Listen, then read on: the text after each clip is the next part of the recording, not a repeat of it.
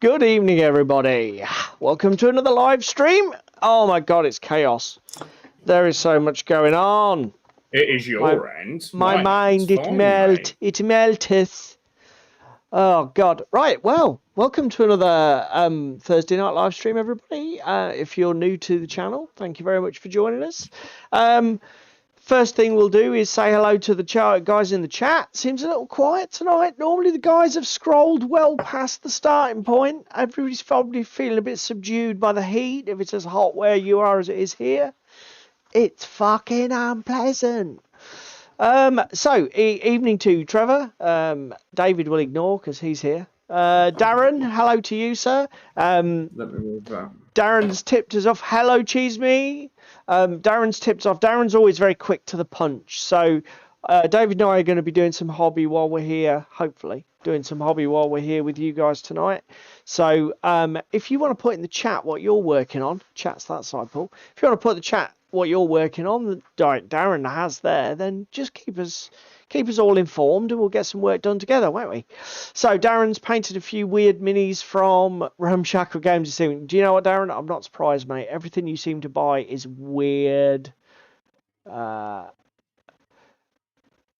thought I did last night, mate, but I probably just missed it. Don't worry about maybe there's something going on and everybody's got better things to do, but that's cool. Thank you for doing that anyway. So yeah, so over the next couple of hours we'll follow our usual format. David and I will first of all tell you what we are going to be hobbying on tonight, as I just alluded to. Then we'll have a quick chat about what we got up to our gaming club on Monday night. Oh, hello, now it's getting off. Hello, Chris. Chat. Crispy Wraps. Hello, JJ. Good evening, sir. And then we will chat about some news items, talk about some stuff that we've seen on the internet that has grabbed our attention this week. Then we will kind of feeds in tonight's topic, the last bit of the news that we'll talk about. Yeah, we're definitely going to be talking. We'll be revisiting bolt action. They're dropping something every week, and so we'll definitely be talking about that. And like David says, obviously being a new edition of a game, that might feed into our main topic. So talking of which, around after we've done some news, yes, there will be Cheese Me. I've already had technical difficulties in my goddamn OneDrive. For some reason is not refreshing my local folder. So even though I've uploaded all my pictures of the game I had on Monday night, which were 13, only 7 of them are available locally. Why? Don't know. But yeah, technical difficulties are already in full swing, mate. Don't you worry, we've got it covered. It fucking does. I'll be honest. Yeah, it's not the best thing in the world. To be honest, I've got so much. I've actually filled up my free OneDrive allocation, and I've got nearly fucking filled on my Google Drive allocation. So I need to basically Dropbox. I haven't really used for ages. Spam is painting osses. Osses. I thought I said asses for a minute. That's got a bit, it's got a bit risque. For an Essex girl, your Lincolnshire accent is fucking strong there, babe. Osses. So yeah, don't worry. I will be looking at my sort of like cloud storage options. If anyone knows of a fucking awesome, massive cloud storage option that's free, put it in the chat or in the comments if you're watching this later on YouTube, because I'm a bit of a tight ass and I won't pay for these things. I think I've just found my new favourite skin tone. Oh, right. Well, you can tell us when you tell us what you're painting. And then about 9 o'clock, main topic o'clock, we're going to ask, some might say the redundant and pointless question, do wargames even need editions? Spicy opinions may be shared. Well, salt may be being flung as well. Yeah. Let's be honest. Indeed. Sodium and chloride may be in the offing. Do you know what? I used to have a NAS drive, but then because it was old, Windows updated some of its fucking file share requirements, and basically it broke my NAS drive. So I had to sort of like basically I had to fuck around with Windows to a preposterous degree to get it to appear as a local drive. And it got to the point where it pissed me off so much. I was like, no, I'm fucking done. Yeah, Google Drive. Again, the problem is I've got so much shat stored on these How clouds. much shart are we talking? Oh, gigabytes of shat. But really, because the other thing, I've just had a radical thought. Yeah. Because we're both on about upgrading PCs. Yes, we are. Could we just use the old PCs that we have as file storage? Yeah, well, to be fair though, I use the cloud quite deliberately because but the point I'm saying, go on. If you can set it up so you can cloud it from from a local PC. Oh, I see what you mean. Make it like, but actually, I suppose you could do that. What you're basically doing is set it up as some sort of like web access file server. Yeah, I could, I guess, but then that is like the electricity cost of running your own computer, getting around the fact that you might have a drifting or non-fixed IP from your fucking content provider, internet provider.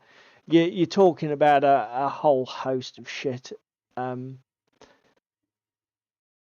Yeah, do you know what? I shall look at the options.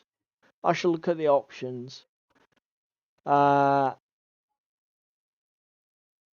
mean, I would say use OTT for hosting all of your pictures, but we know that they can't host shit with Cloudflare. Yeah. If once it goes on OTT, that's it gone for good. Sorry, had to kick a puppy while he's down. Maybe I'll look at again though. Maybe I'll look at getting something set up. I mean, I used to, back in the day when I used to piss about with web design, I used to set up, I had a local machine running as a web server and serving pages and shit. So I've done it all in the past, but I don't, it's just, the cloud services, particularly the ones that use apps on your phone and you can basically cross-platform everything, are so fucking useful. Darren says he only pays a couple of quid for 100 gig on Google Drive. Maybe I should look at the cheapest Google Drive pay plan and actually just sort of part with a few quid and stop being a tight ass. That might be. Google One expanded storage, 200 gig. Fucking hell, is $24.99 a year. So that is literally a couple of quid a month. Do you know what? I might just do that. That sounds to me like it could be the smart move. That is very good. And that's not an introductory, that's a rolling price. That's a rolling price, yeah. Once a year. I should probably do that. Because that's 200 gig would be everything. I could just consolidate all of my free 1 gig here, 2 gig there shit and just fucking have the lot centralized. Or just open, because you get 15 gig per Gmail account. You just open 10 Gmail accounts and you got 150 gig. I'm not talking, obviously, because of Ben Stroke Crispin says OTT is the best for hosting. Either you're being ironic or you meaning in the context of stuff I want to share with others. I totally, mate. What I'm talking about is just my personal, stuff that I've got squirreled away. Is midget porn collection, boys and girls? So, for example, and that's us now demonetized. If we were going to be monetized in the first place, Google would definitely be looking at my storage. We can count on it. Anyway, we got 10 minutes in. We've done nothing but natter to the chat. We get drawn in all the time. Right. I have a sip of my grapefruit juice, and then we'll talk about what we're going to be working on first. Do you want to go first, mate? Your grapefruit juice. Mm. Yeah, come down to my camera then, boys and girls. Grapefruit juice, mate. I tell you. Where the fuck you got that from? Ross bought it for me because she knows I like grapefruit juice. From what shop, you twat? Oh, I don't know. Tesco, probably. Come down to my camera, bitch. I have. I'm ready. I have. Are you? Yeah, because you're on delay. So Everybody else can see your camera. Everybody else can see your camera and you swearing. Looks like nobody else. No, you are the odd one out here. Yeah. So I'm starting to work on my painting competition I tonight. wonder why I'm drawn to something so incredibly bitter. It's because it matches your personality. I was trying to be more subtle than that. This is Freya from Mythic Battles Pantheon. He is the god of sunshine and fertility and summer. Unfortunately, there isn't a god of night in the Ragnarok box, so I've had to be a little bit creative for my painting competition. This is Skadi, boys and girls. Skadi is goddess of the hunt and winter. So much so, this bitch has got a pair of skis on her back. Cheese Me looks like he's got weird audio. If anybody else has got weird audio, just shout in chat. So that's what just check the I'm working on tonight. No, it's just him. Okay, now YouTube's got excellent connection. All stats are looking good. 30% CPU. So yeah, we have got a few dropped frames. I've started doing some priming for Mythic, so I've also primed some Seers, some Dwarves, and some Oathbreakers, which are like undead mummy type. Darren, do not mock. So Darren's already got his painting competition entry in. He got it in weeks ago, and he's mocking the rest of us who yet have to do it. David's starting it now. Darren, I haven't even found the miniatures that I'm going to paint. So if anybody else wants to pile in and basically humiliate me, who probably will be struggling to get something done, the next week is our painting competition.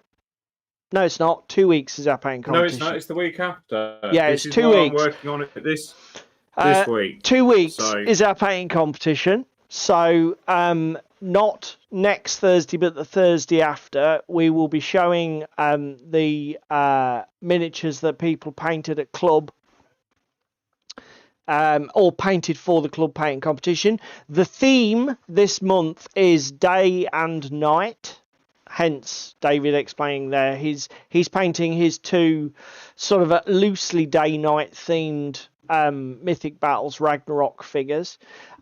Just before we move on, mate, did you see the comments about the skin? Cheese Me said it was a nice skin tone. Funnily enough, Cheese Me, before we went live, we were looking at the old Cool Mini or Not Ethnic Skin Tones article, and David was making a decision on what he's going to do for his skin tones for these Northern European, Scandinavian type people. What did you decide in the end, mate? What have you gone with? So this is beige red, which I'm really liking as a base coat colour. Okay, this is a relatively new paint to me. I'm really liking this as a base coat. What I'm then going to go into is Ewok's favourite colour. I am not mentioning it, or I will summon him. Yeah, Beetlejuice. And then we'll top it off with an edge highlight of this motherfucker that is pale as shit. What is that? Acryl, what colour? Pro acryl olive flesh. Oh, olive flesh. Yeah, you've talked about that before. Gorgeous. I've used it before on minis. Okay. She looks cool. So the first miniature you showed us just base coat? Just base tone? Just got his base coat on his face at the moment, and I'm going in and doing Skadi's tits right now. Right, so what am I going to be working on? Well, because we've got to we're playing a game of Carnivale this weekend coming, aren't we, mate? At mine. Yeah, we're playing it on And Saturday. I'm still plodding away on this I'm going to Carnivale move that terrain. camera because it's in my fucking way. So you guys will have seen me working on. Now, I do apologise. I don't know what this kit is called. It's one of the TT Combat. Just pull the camera out a bit for you. Isn't it like the? Oh no, that's not the Plaza, is it? It's one of the towers. I think it. Isn't No, it? I think it is a. It is a plaza because basically it forms like a two-sided. It's two sides of a square. There is a second part to the kit that basically completes the square. That I don't have yet, but I probably will get just for completeness. So these are the pieces I've been working on. There are two of these sort of like long buildings, one of which has the portico on the front like that. This one is basically 90% there. I just need to do the wash stage really now I've tidied up the paintwork. But I've got these two corner towers, which have obviously got very similar aesthetic. I've gone in and done the light brown, orange brown, and the grey. I can't remember which grey I used there with an airbrush, just lightly. Now I've got to go in and do all the cream, which you see on this one. You've got to cream your building. Yeah, and again, it's a lot of very straight lines, a lot of very straight edges, a lot of very hard edges. Scotty's got a bit of a fucking Adam's apple on her throat. Jesus. So that's what I'm going to be doing, basically putting down. Now I'm trying to remember what shade I used. We didn't summon Crispy, and we haven't summoned Ewok, mate. I'm wondering whether the beige I used was actually the infamous, dare we say it, German sand. No, it was German camo. No, it wasn't. I'm sure it was Iraqi sand. Anyway, that's what I'm going to be doing. So, in that spirit, I better confirm with my painting blog what the picture may be going, audio may be going, because I foolishly decided to open another piece of software with my bloody computer and thus break it because it could only do one thing at a time. Oh my God, I so badly need a new computer. Where are we? We want... No, it's not that folder at all. It's this folder. Hobby. No, it's not Brain Matter Beige. Do you even own Brain Matter Beige, Paul? Where the fuck? It is this folder. I don't own Brain Matter Beige because correct me if I'm wrong, Brain Matter Beige is a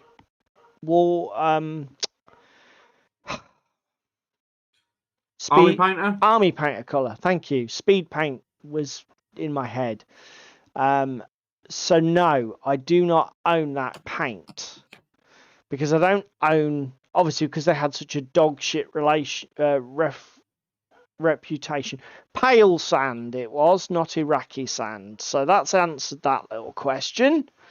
Pale sand it is. So I need to get this out of my face and reach across for a bottle of pale sand somewhere here. I bet you it's that one right in the back corner because that would just be my look. No, that's buff. Oh.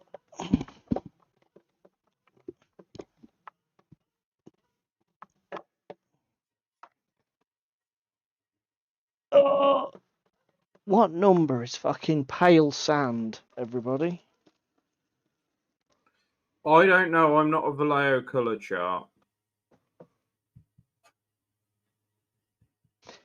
Right, while you're umming and ahhing about that, I'm going to tell the boys and girls what I got up to at club on Monday. You go for it. You go first. Oh! So I never would have found that without the colour chart. I was looking in completely the wrong part of my collection. Okay, mate, go on. Monday, I played some Gaslands. So I played a 50-can list of Saturday Night Live versus the lovely Dan from Club. Absolutely awesome game. I bought my favourite list at the moment, which is my Miyazaki Project 614 list. So Project 614 is a truck with an experimental nuclear engine and the arc lightning projector on a turret. It is fucking horrible. It is a good build, but oh my god, it's still just as good at one shot, one killing. And because we were playing Saturday night, we could respawn. Dan won the game mainly because I'd cottoned on once we'd got to about 10 points each that if I start writing my shit off, because you earn victory points when you earn audience votes, I can win this by wrapping my car around a container. It was getting close to 10 o'clock, so I decided to tell Dan about the thing that I was about to do to win the game. So then Dan did it. So essentially, you managed to win the game by just committing fucking Harry-Kiri and crashing your car. Well, Dan won the game by committing Harry-Kiri, but yes. It's great, actually, because we said it when we talked about Gaslands before, that now that we've opened up some of the game modes and we're being much more adventurous with it, I think we're really discovering how much depth there is in that game, isn't it? Yes. Isn't there? There is a lot. So was it Dan's first game? How did Dan find Gaslands? Dan's played 2 or 3 games. Dan built the list without any sponsor. Okay. So we shunted Maxine onto it just so that he could milk some audience votes. Okay. Turns out that he didn't. He got 1, and then that was it for the entire game because he'd completely forgotten about it. Of the spin slide bollocks within. Maxine's very difficult to do, though, isn't it? But Maxine is easier to do than a Miyazaki list for farming audience votes. Well, this was my argument to him. I don't know. Miyazaki, it's easier to get. When you've got Miyazaki, couple. If you've got a 1-car build, you can farm every turn. If you've got a 2-car build, it's a lot harder. Yeah, that's true. Yeah, because obviously every car in your team has to get the showing off token, is it? Yeah. Yeah. Darren put there, Pale Sand is 007, James Bond. I'll remember that, Darren. Pale Sand is James Bond. I like it. I love those sort of little mental mnemonic tricks. Now, here's a question. Has anyone been and seen the new Deadpool movie yet? Because I'm planning on doing that in a couple of weeks.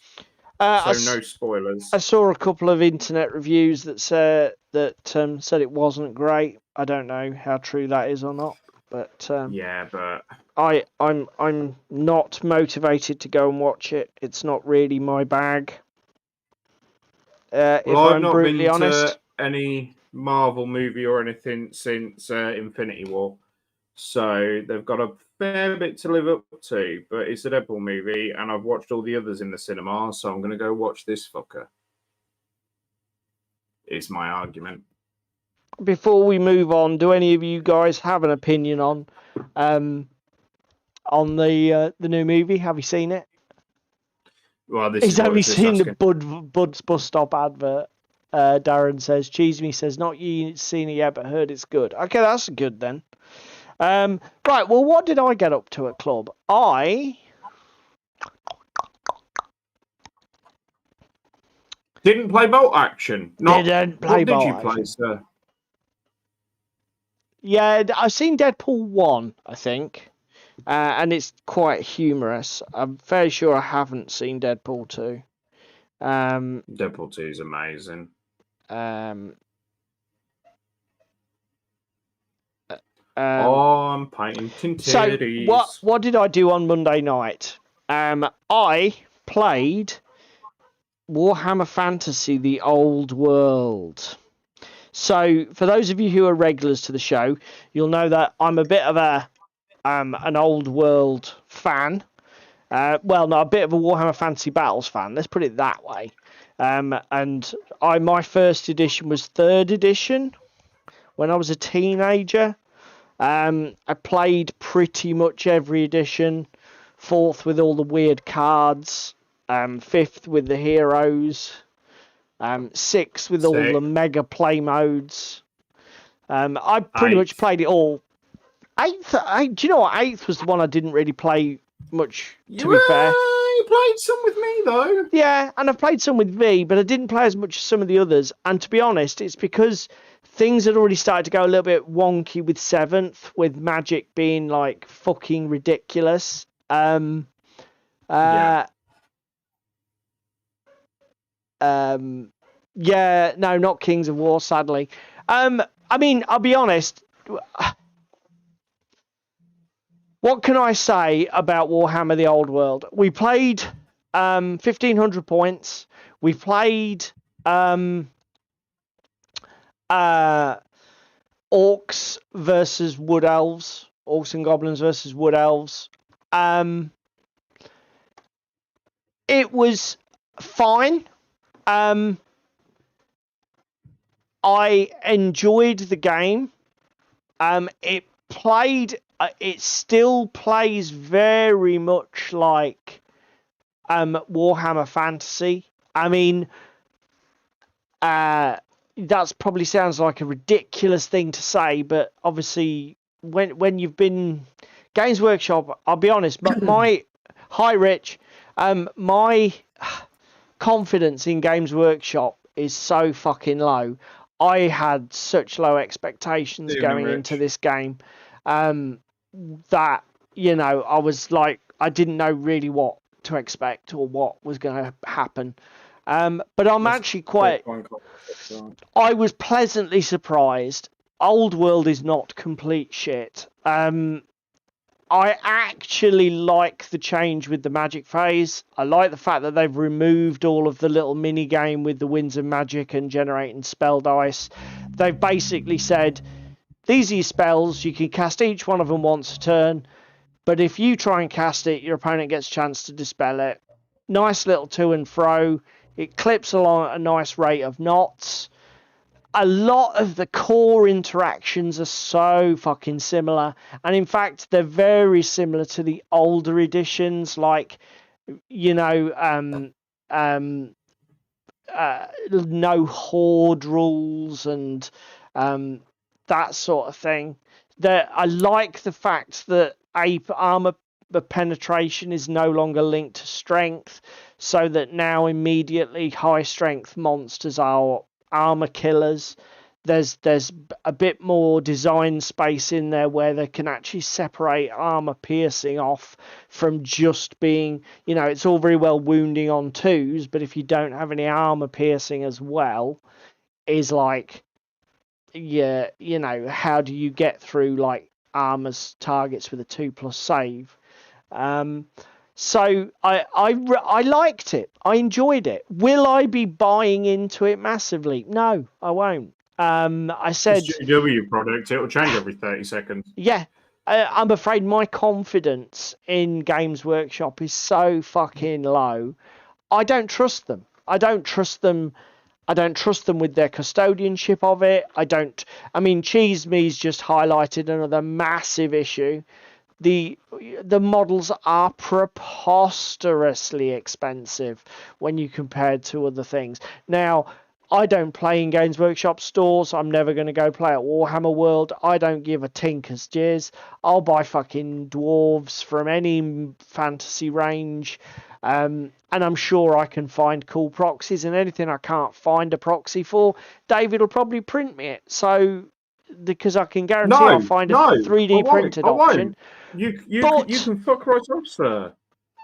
What I probably will do is I will get some movement trays so that I can have my existing model collection ready to go. Because I mean, I did wonder. I mean, again, that's the annoying thing that I'm staring down the barrel of if I want to build a dwarf army for Kings of War, the basing is totally different between Kings of War and fucking Old World.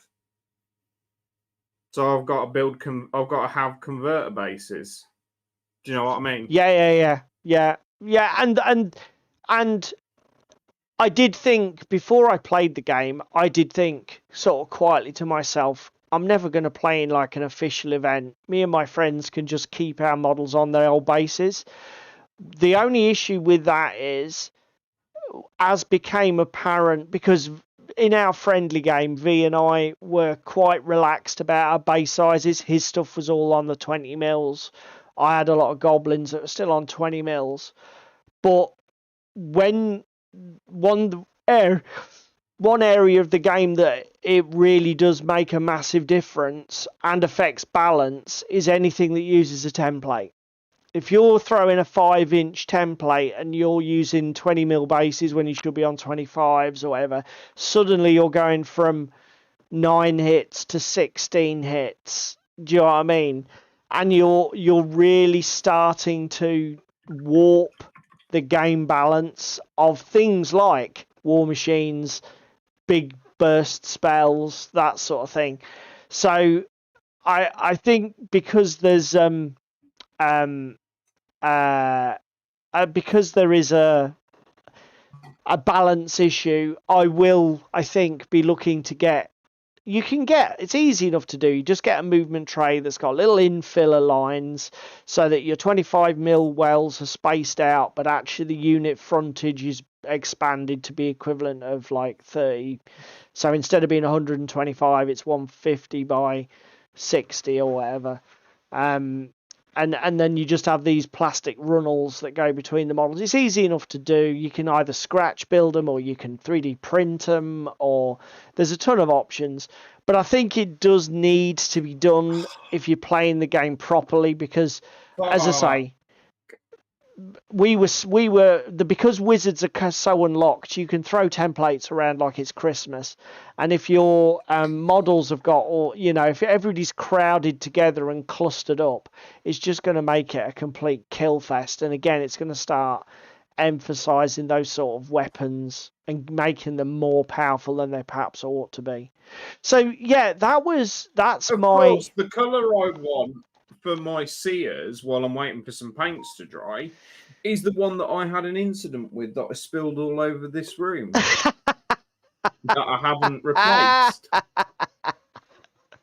Okay, that was possibly planned badly. So what did the guys say in the chat? The new Fantasy Barons War Kickstarter with awesome elves. Do you know what? I'm going to have to look at Barons War. Cheese me. There's been some fantastic coverage on the Tabletop project system, and I know pretty much bollocks all about the game. Oathmark is a game I really want to explore more as well, Darren. I bought the book. I can't remember why. I think I bought it because A, it was like 25 quid, and B, we were at the time exploring it. Yeah, we were exploring rule systems for you, weren't we? Fantasy. And to be honest with you, I think Darren or Cheese Me made the point that if you're going for alternative models because the Games Workshops are an absolute fucking rip-off, why don't you just play a decent fantasy game? And I'll be honest, that's the other thing I will say. Old World is okay. Yeah, it's not amazing. When you've played games like Kings of War where you don't have model removal, everything is so fast and so clean. You've got capturable objectives and loads more going on the battlefield. Fantasy is just so clunky, and the issue is really now that one of the reasons I did still keep playing old fantasy Warhammer Fantasy Battles in Legacy games with V was because I'd got like whatever it is 15 army books, and we could literally play everything.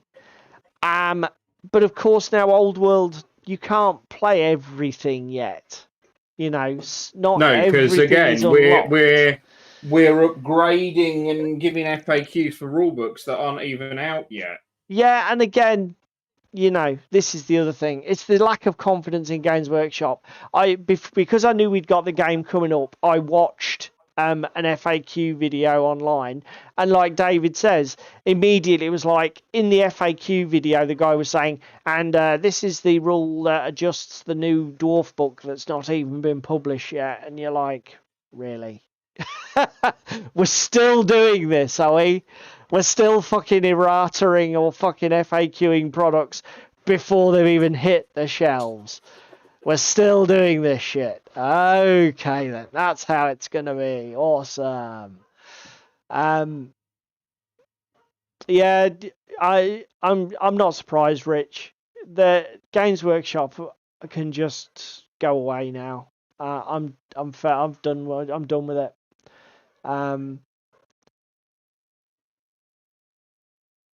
But anyway, Darren says Funny- right now he's very happy just playing 5 parsecs Bug Hunt. It's tough, I think he means to say, but very cinematic and great fun. Yeah, well, we've got to be grateful for that at least, Cheeseme, that they're trying to test and balance things. Paul looks like Davros. Do I? Well, yeah, you do a bit when you leant back in your chair.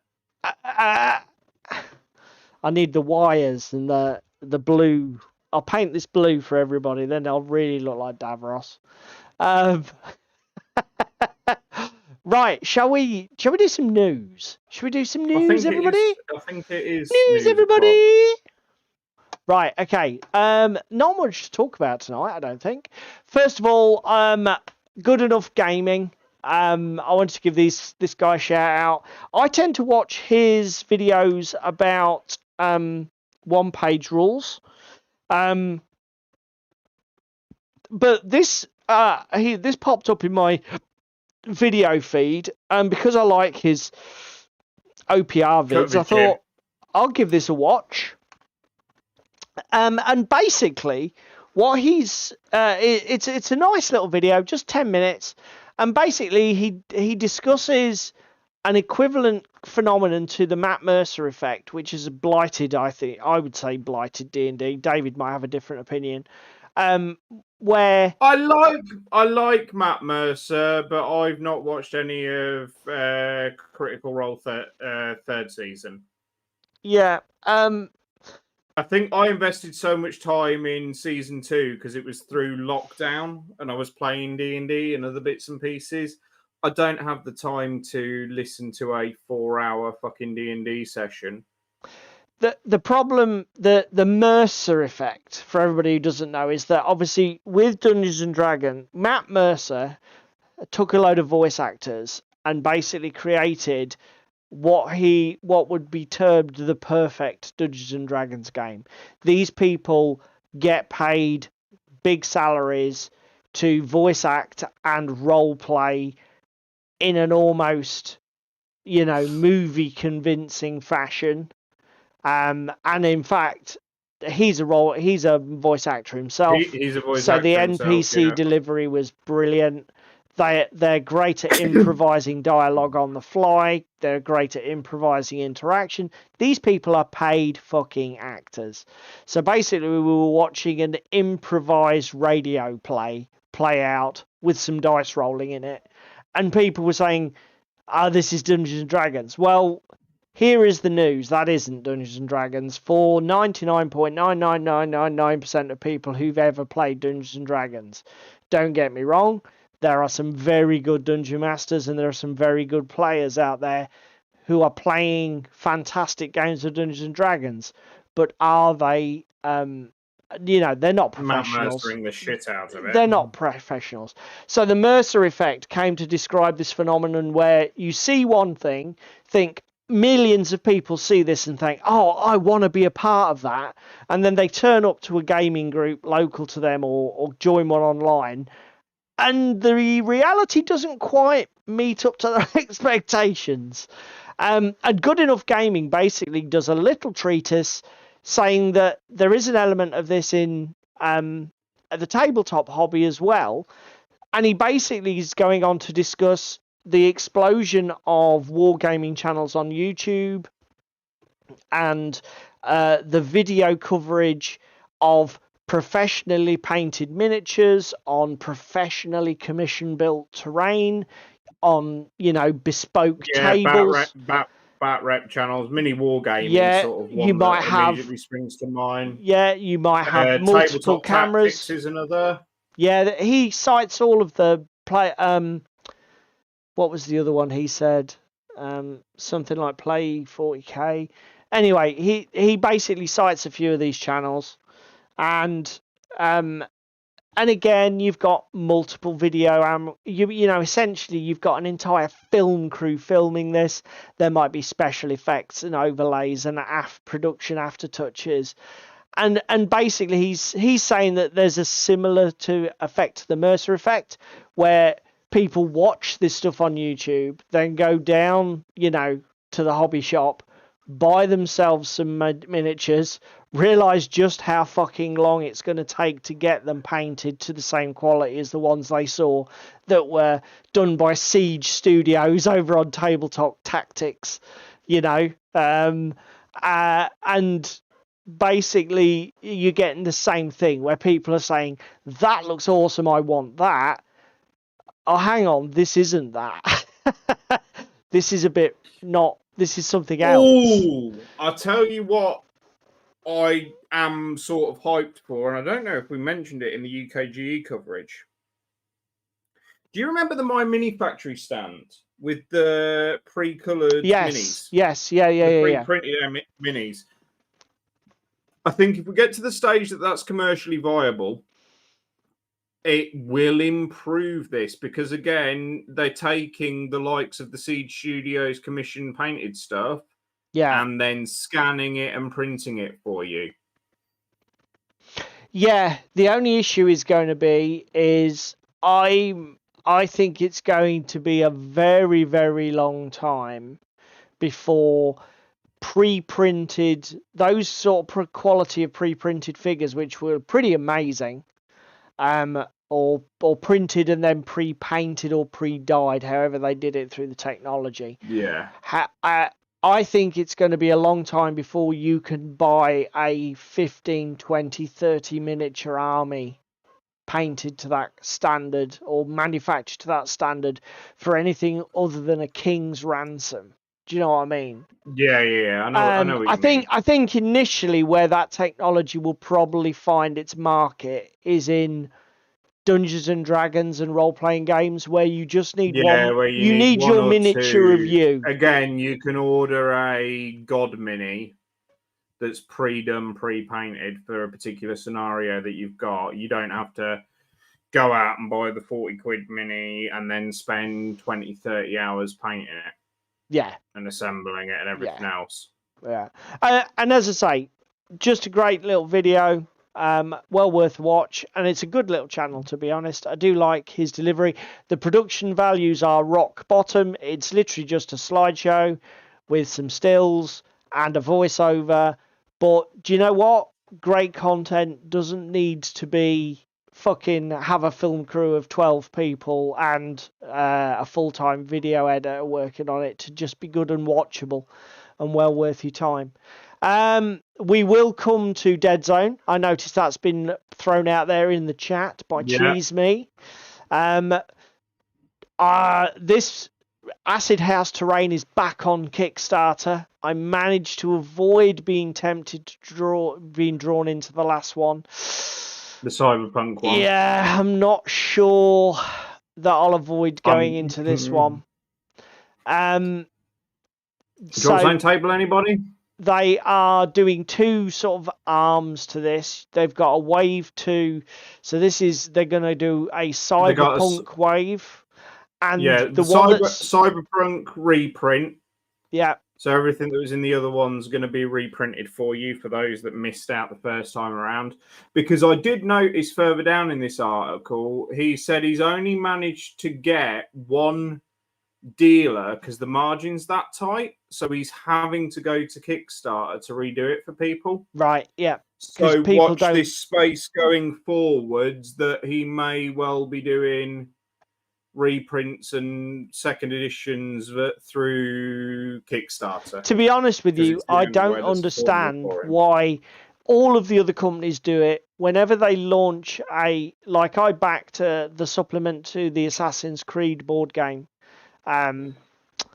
I can't remember what it's called. Apocalypse, is it? The one that's set in the jungle? I can't remember what it's called, but I bought... Cambodia one. I know what one you mean. I backed that, and the company basically put all of the previous ones as unlocks in the pledge Well, manager. again, So you look could, at- as long as you even put your $1 in or whatever unlocks the pledge manager.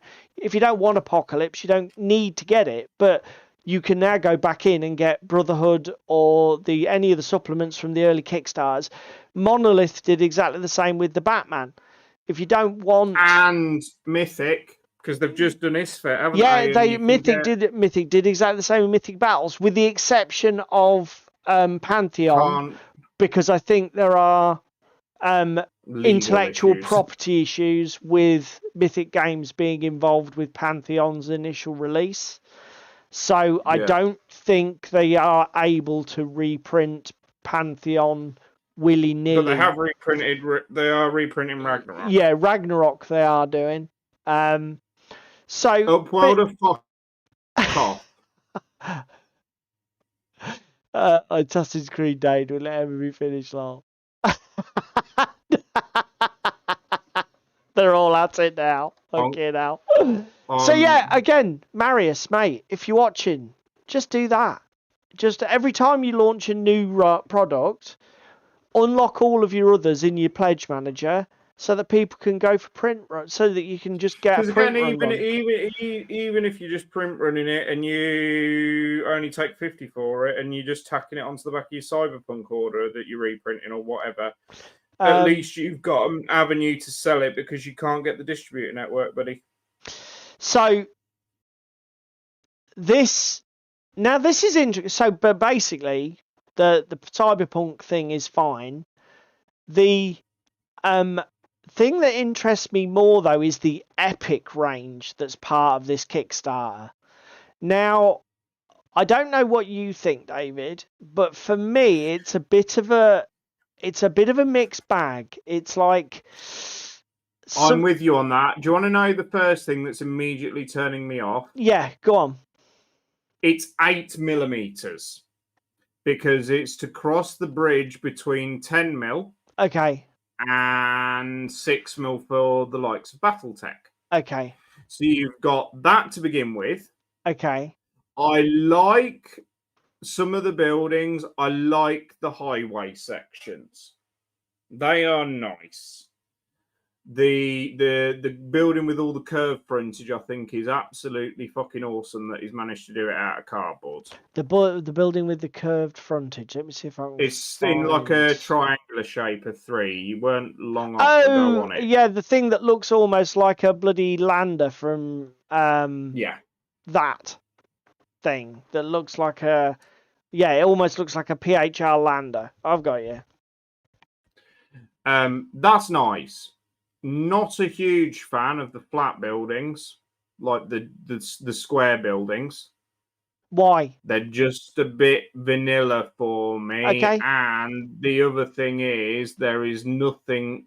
I know why he's done it, but there's no doorways or anything to show scale. How the hell am I going to have breachable entries and stuff like that for the likes of DZC? There will be doors on them, though, surely. No, there isn't. He's categorically said on the smaller buildings, he's put detail on. On the bigger buildings, he hasn't.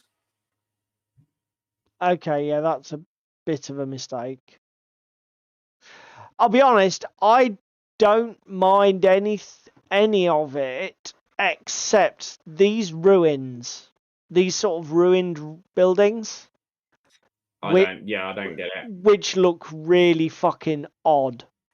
They look like something out of a badly 3D modeled 1980s computer game.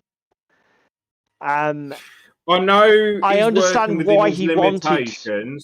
Sorry, he's working within the limitations of the product he's using, i.e., cardboard. Absolutely. There's another great shot, for example. I would say just give up on it, mate, and just do everything in a finished style. Yeah, I would have just pulled these at the design stage. I can understand what you were doing. Like David says, we want to put in some sort of, ruined option. Why is that doing that? I am not right-clicking mouse. Pack it in. I can totally understand what you were going for. They don't look the part for me. They look absolutely terrible. Stop. Now, by contrast, this view, for example, these buildings with these textures, and it looks to me like this is actually like a box on top of a box, because there's like an inset piece.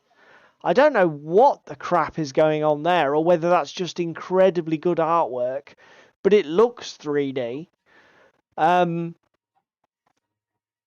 I mean, as I say, 80 to 90% of it, I'm like, yeah, that. I mean, even this, which I think is supposed to be ruined and ramshackle, that looks quite good with the texture it's been used. I do there. have a question for you. Yeah. What pledge level are we talking here? Because again, you've already had the initial Kickstarter and it is quite good. I contemplated the Cyberpunk one. Yeah. And to be fair, if you're thinking of pledging Epic, I might pledge get the Cyberpunk stuff, and then you can jump on my Epic one if you want. Yeah. Okay, mate.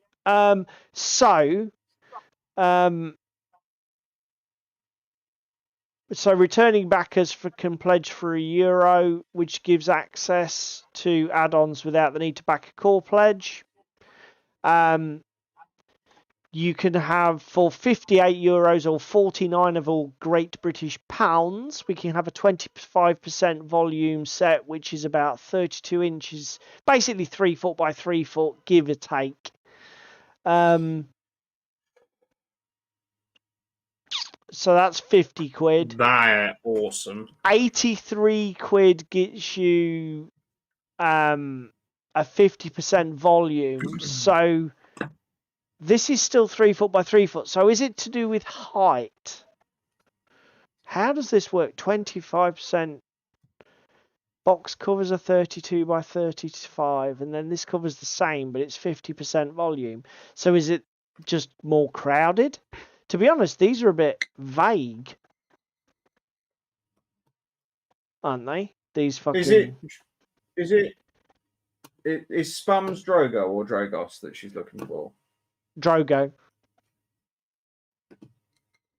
Cal Drogo. And then the 125 quid pledge is a 4 foot by 4 foot battlefield. 100% volume. That makes more sense, because I don't understand why. And then supersized is 142 for a 6x4. There's so few games that I'd play with 6x4. I wouldn't go that way, I don't think. And then obviously we're getting this crazy fucking over the top pledges which contain all sorts of nuts stuff. He is quite red. So yeah, I mean, I think you're probably wanting to go for the 83 quid pledge. That's probably as low as I would go, mate. Because the other, I don't know, the argument is, do you want to go all in? I mean, if you went for the 100%, that's still 125 quid. Now, But don't forget that's on a 3x3, is it? No, that's 4x4 for the 125. They've actually changed. The box covers a 4 foot by 4 foot battlefield. Because, hear me out here, we've got a game coming early part of next year. Yeah. Called Epic Warpath. That plays on a 6x4.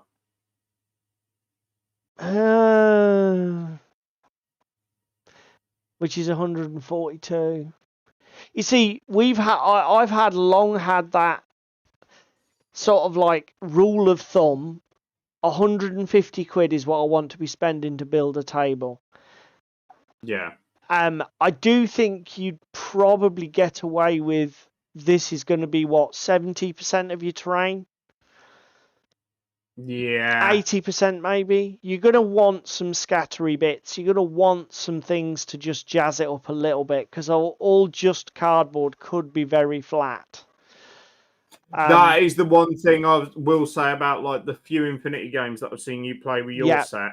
Yeah, it needs things like planters, park benches, phone booths, poster display boards. It needs some 3D Fucking hell. painted and Fenrir printed elements. is a shower, not a grower. So Jesus. I don't know, mate. My gut feeling is the 125 pledge level, because the other thing is, like you say, I understand what you're saying about, oh well, we've got Epic Warpath, which is a big table, but we could always supplement this with some tabletop. I mean, to be fair, Some I'm not TT looking because combat. I've got my Epic table sorted. Yeah, you've got TT Combat MDF, haven't you? Yeah. I don't need any more. I've already got the TT Combat cardboard set that was sold off en masse when they took over Hawk Wargames, because Hawk Wargames had like a massive. The club's got it, hasn't it? The cardboard terrain set. Yeah. I've got one of those as well because they sold them off at like 15 quid because they were just clearing them. I think it was a tenner. Yeah, they were insanely cheap, so I bought one as well. So I've got that I can supplement. And I know what you're saying about scale, but frankly, it's all fucking tiny stuff, isn't it? It doesn't matter that much. So Matters to me. We've only got 4 minutes. Quick, get the rest of the news done. Oh God, stop panicking. Well, I tell you what, we're going to overrun into, because the next piece of the news is the biggie, Bolt Action 3rd Edition, the shooting phase. No, ignore that. Ignore that, because that features the main topic. Where's my news, bitch? What? Yours is in my thing, my fucking messenger. Hang on, because I couldn't actually get it. But I couldn't get it. Prep work, but you. Yeah, but I couldn't get it to open up as anything useful because they're all locked Instagrams, aren't they? Because they're members only stuff and followers only. No. Okay, I'll try again. Oh, they're Instagram messages, aren't they? Yes. Okay, hang on a minute. Don't worry about it. We'll do it next week. Let's go to the biggie. Let's not overrun and annoy the boys and girls at home. So, somebody mentioned this. Dead Zone. You put is now on. So this is a really weird one. This has been on Tabletop as well. And I'll be honest, I looked at this and I didn't understand what the feck was going on. But basically, Dead Zone is now on My Mini Factory in some sort of Kickstarter style digital print campaign, which is weird. Dead Zone, awesome game. What do you reckon about this, mate? So from what I can see on this one, it is basically get the Dead Zone rules, get the Dead Zone stuff that you can get for your subscription anyway. Are all these STLs like unique figures that are not available as manufactured? Yes, okay, yes, so that's the big sell, is it? That all these STLs. The terrain is their standard stuff, but the miniatures STLs. But I do question it because if you scroll down and find the one that's got the goblins in, I think it's got it's like a goblin in a mech suit. I've already got that. I got that last month as part of being this crazy gobby. These ones. This thing. I'm waiting for it to catch, mate. Yeah, bolts and nuts I got last month, and I've had the crazy gobby before. Okay. So you're already getting these as well, as somebody who subscribes to their STL thing. Clunk there is actually out of fucking, what's it called? Dungeon Saga Origins. With the rockets. Yeah. I mean, there's some nice miniatures. There is some very nice miniatures. I'm not interested in this ones and zero shit though. This doesn't appeal to me at all, and in fact, it does annoy me a little bit if there's stuff here that they're never actually going to manufacture for. Yeah, locked behind a paywall. Yeah.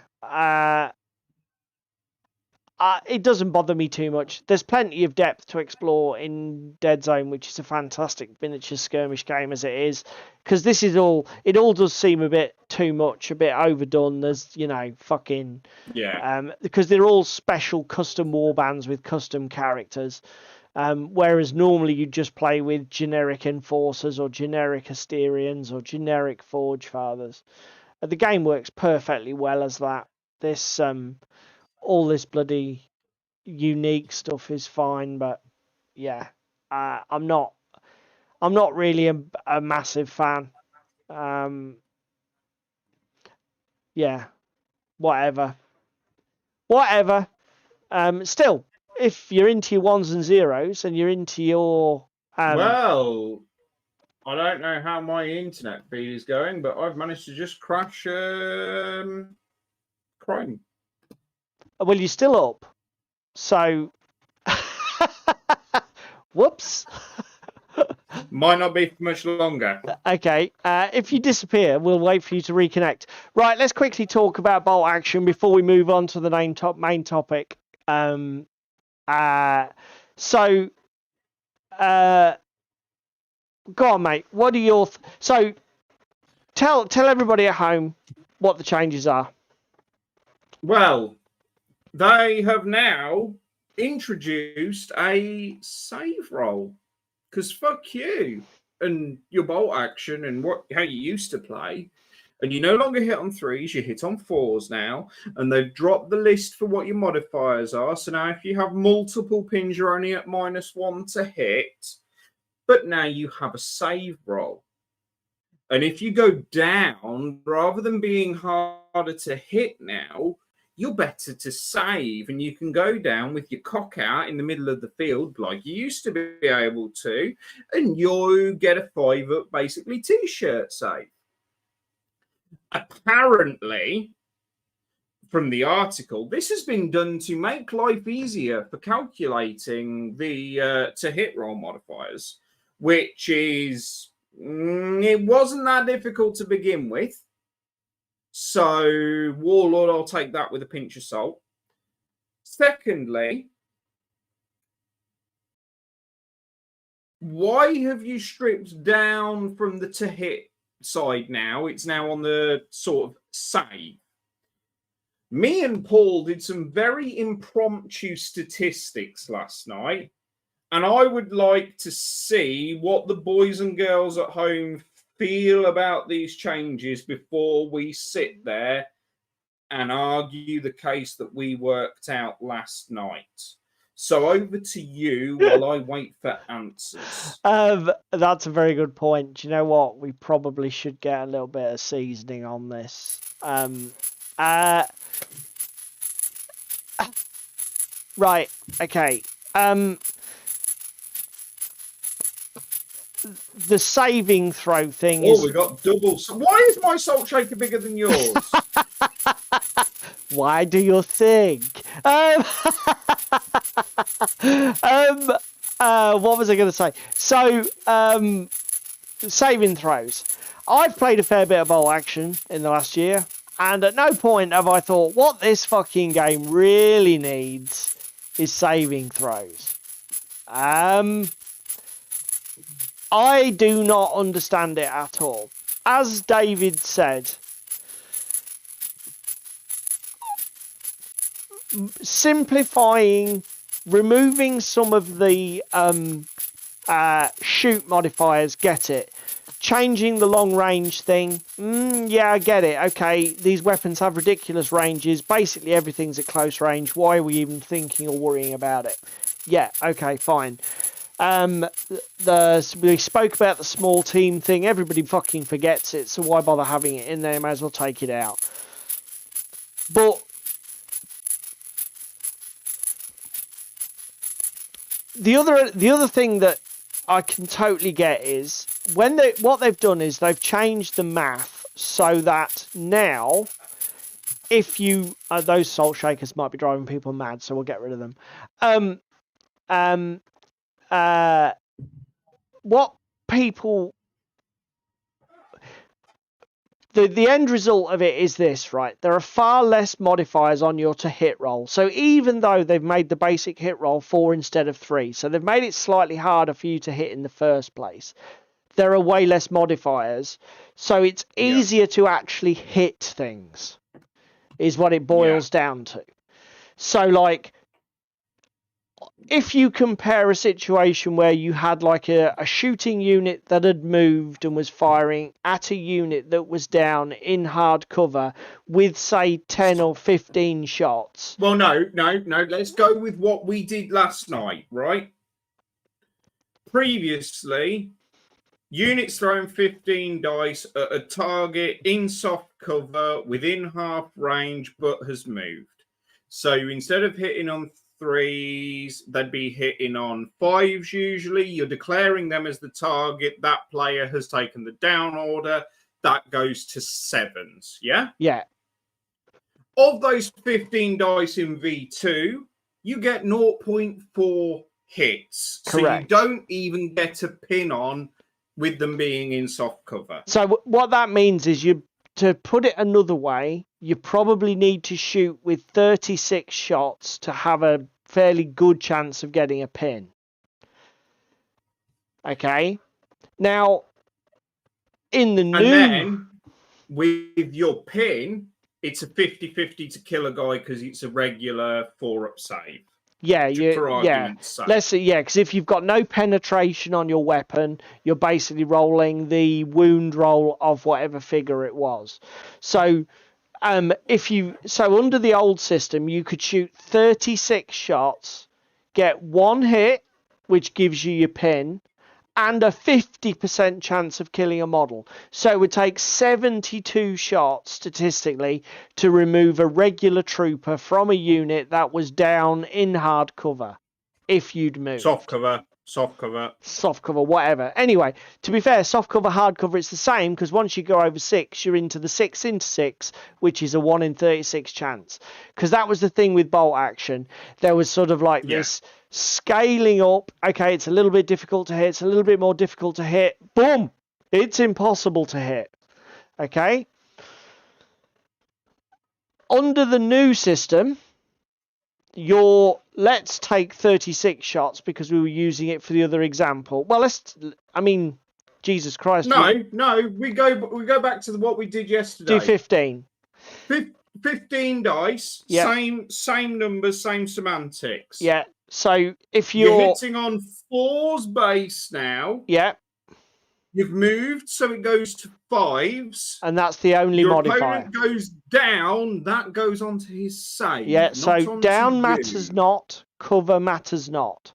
So the 15 shots become 3 hits. No, 5 hits. We kept doing this last night as well. Because it's basically a 5+. So your 15 shots now generate 5 hits. So basically, instead of going from like a 41% chance of getting a pin on 15 shots, you've got like a 500% chance, i.e. you are almost guaranteed you will pin the unit once.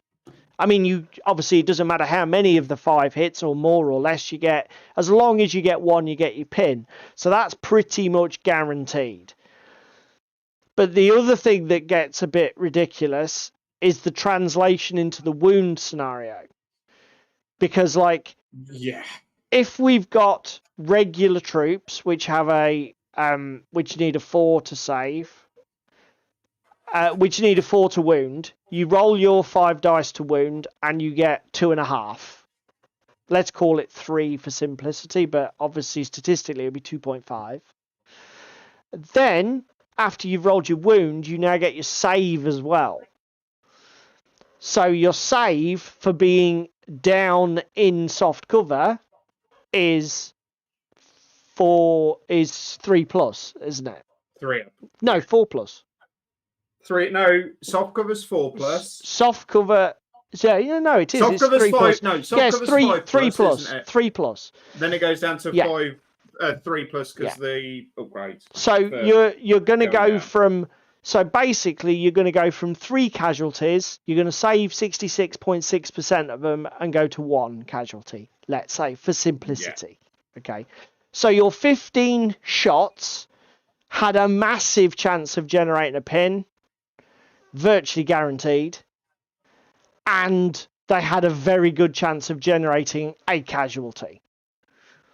So you compare that to old bolt action, where it was like 72 shots to guarantee a casualty, and at 15... Now you can do that with 15. You know, and 15 shots only gave you a 41% chance of getting a pin at all.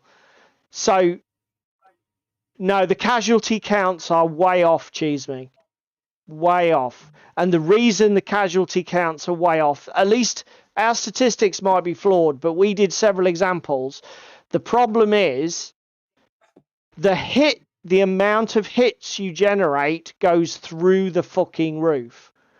Okay? So it doesn't matter really how you, because you're losing so often in bolt action. It was so easy in second edition to get your hit roll to 7 without really trying. Do you know what I mean? Because you had long range, because you had move, because you had fucking cover, because you could go down. It was so easy to get your hit roll to 7, and as soon as it goes to 7, your hits go off a cliff. And when your hits go off a cliff, your chance of generating any viable wounds are off a cliff. They're tiny, so nobody kills anything.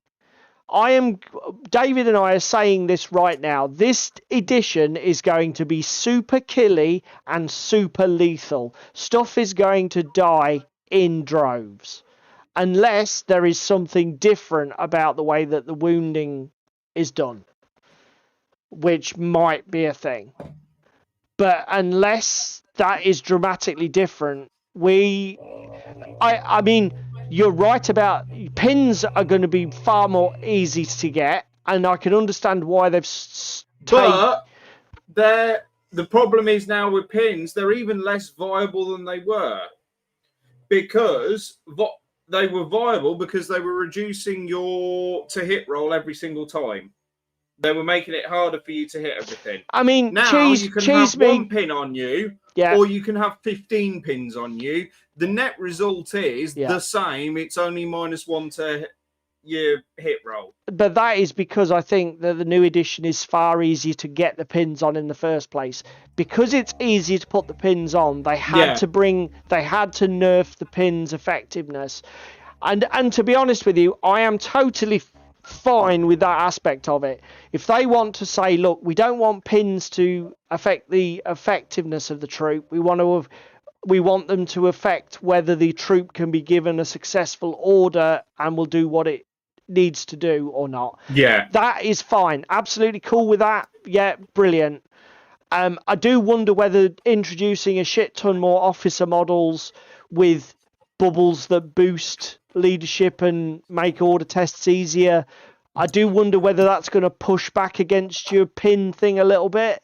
But until we play it, we don't know. Yeah. The other thing I will give Cheeseme, and Cheeseme is bang on the money here. Obviously, as I just described, there were so many different ways to stack negatives to hit to get yourself to 7+. You could do it without cover. You guys could wander across the open no man's land, and as long as they threw themselves down and the opponent was at long range and they'd moved, blah fucking blah, they could probably still get to a 7 anyway, so it didn't really matter. They weren't going to get hit. Like Cheeseme says now, you're never going to get any kind of protection from being out in the open. You're just going to get carved up. So cover now does matter more. I think that's right. What I don't understand is, having done a few sort of like crunchy things on spreadsheets, I don't understand why they did it instead of, because again, this comes back to what I was saying the other week about things we hate in games. We've gone from two dice resolution to 3 dice resolution. We now have 3 rolls to resolve this instead of 2. Why didn't you just have cover reduce the wound roll or improve the wound roll? So that, you know, cover means that your regular troops are wounded on a 5 and your veterans are wounded on a 6. Because if you... Yeah, because again, they could have even made the wounds go round to 7. Yeah, you could have done... Because I'm totally up for... It's easier to get pins on things, because I've said it before when we've talked about bolt action on the stream. Bolt action is a game that is about the pin system and control of your opponent's ability to function, not about killing stuff. As we've already described, it's so easy to get your opponent so they can't even fucking hit you with anything, that it's not about removing casualties with basic troops. It's about putting pins on so that they have to take rally orders and shut units down, or take order tests and then fail them, and then they lose a turn doing stuff. That's the core of the game. So the whole idea that, oh, we want more pins, we want pins to be easy, we want pins on things more, excellent, love it, great, fantastic. But why add an extra fucking dice roll when you can just if all you want to do is reduce casualties, because now you've got tons of fucking hits, just play with the fucking wound roll. Do you know what I mean? Make hardcover veterans now need a 7 to wound. Because the other thing I'm saying here, I think they've put it as a save roll to make you feel like you have agency as a player and you're in control of your destiny. When you're not, it's a complete and utter false illusion and a lie. You might be right, mate. I have a less cynical view on it, and I have a more concerned prophetic view on it. I think, having looked at the maths and done a bit of crunching and thought about it from a game design point of view, the only reason I can think of why you would do it the way they did it and not just modify the wound roll is because you want to make our saving throws something that you can manipulate with game mechanics. I.e., we want to bring in weapons with AP. Yeah, but again, it's as we touched on last night when we were doing this in the pre-stream show. They have argued that this is for simplicity, and then if they're doing this to add in mechanics that fuck with the save, it's gonna make it worse. It's no longer gonna be simple now, is it? Then No, I might be wrong. You might be right, and they might have said, well, instead of having a load of modifiers to that roll as well as the first roll, let's just add another roll. If the argument is simplicity, I'm going to call foul, because that's the kind of perverse logic that, whichever you did, whatever step you took, you were going to be, whatever step you took, though, you were going to have, going to add complexity. To say that one more complex scenario is better than another, yeah, okay, it can be argued. Yeah, but Damon, where does the penetration go? Is the penetration going to affect the wound roll, or is the penetration going to affect the armor roll? Because currently penetration affects the wound roll, correct? So are we going to have penetration and armor piercing? Ignores cover as a keyword, so it doesn't matter what you do. But again, like I said last night to David, if you have ignores cover, it ignores the effects of cover. It doesn't matter what the effect of cover is. If the effect of cover is it makes your wound roll 1 better, ignores cover just does that. So you think that penetration will now reduce both? So you'll get double the benefit from weapons with pen? Could make artillery and mortars and shit super killy. Anything with HE is going to be carving the stuff up, particularly if it's in cover as well. Yeah, no, Cheeseme has made a good point, and at Cheeseme's comment, we should move on, because what we need is more information before we go off half-cocked. Yeah, do you use saving throws in version 2 then, Damon? Do you use... Are you doing some sort of... Were you already doing some sort of homebrew... Oh, let's have armor saves. Okay, they were already using cover saves. Interesting. Oh, yes, no. Okay. Right, main topic o'clock, seeing as we've just bitched and moaned about a new edition.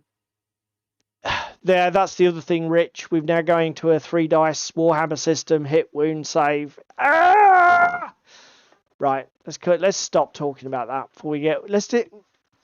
Right, we're 20 minutes late. Let's talk about the main topic. The main topic is well, actually, no, because we've technically been talking about the main topic for the last 20 minutes, haven't we? We've just been cock teasing because it's been specific to bolt action and not generic, boys and girls. We've crept up on it and jumped on it from behind. Yeah,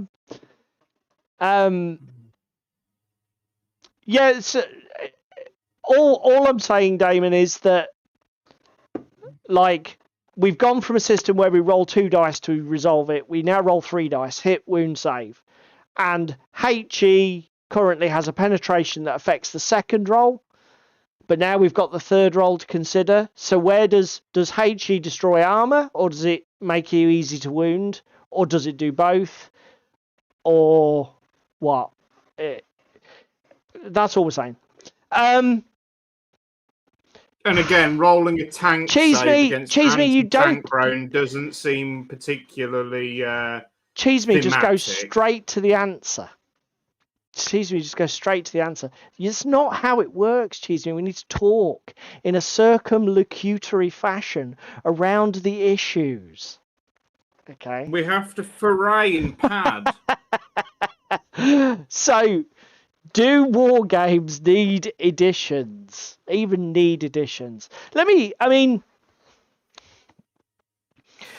this is divisive. This is inflammatory. How we've titled this deliberately, and I think this could go either way for a variety of reasons. Cheesy says you want to talk bollocks. This could go either way for a variety of reasons, which if you sit down and buckle the fuck up, boys and girls, we will explain. We will educate. I mean...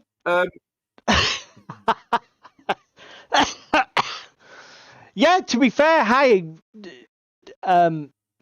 okay, so JJ's already come in with a question. Let's sort of like start laying down some parameters.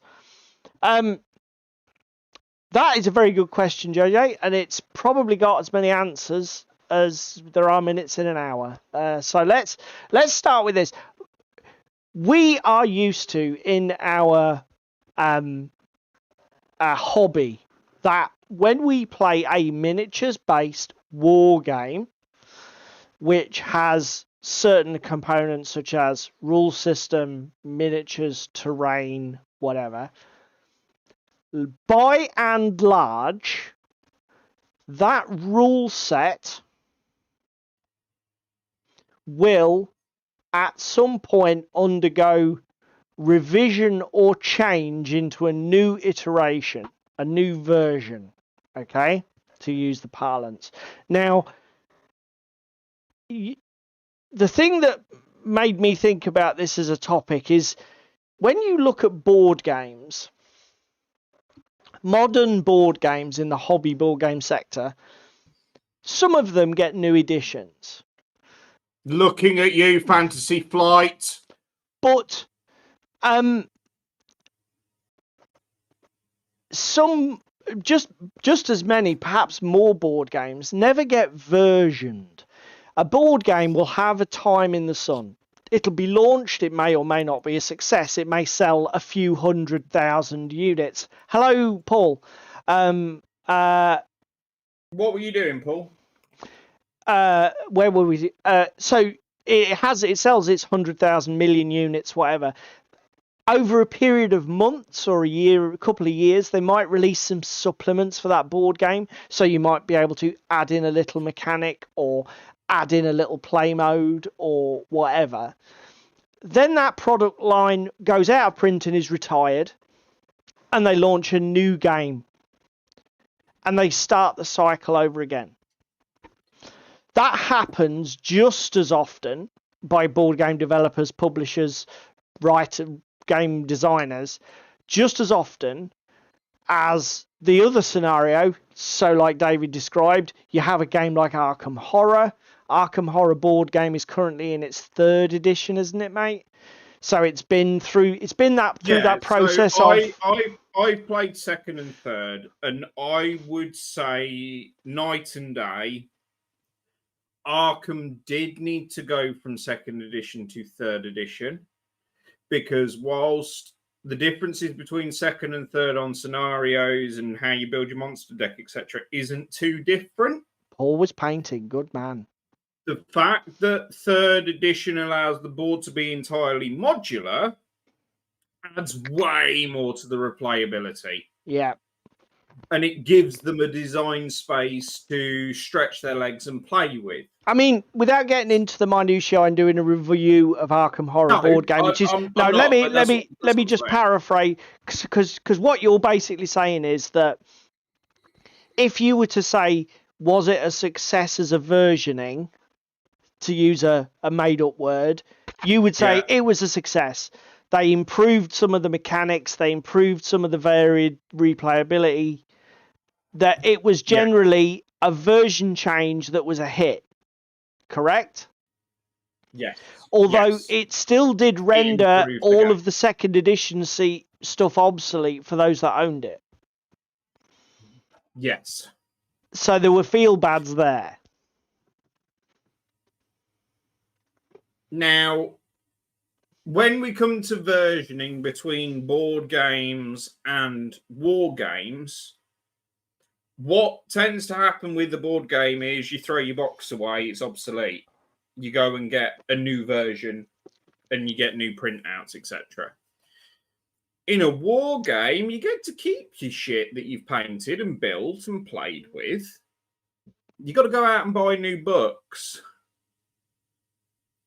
or change how your list builds and then have to go buy some new units.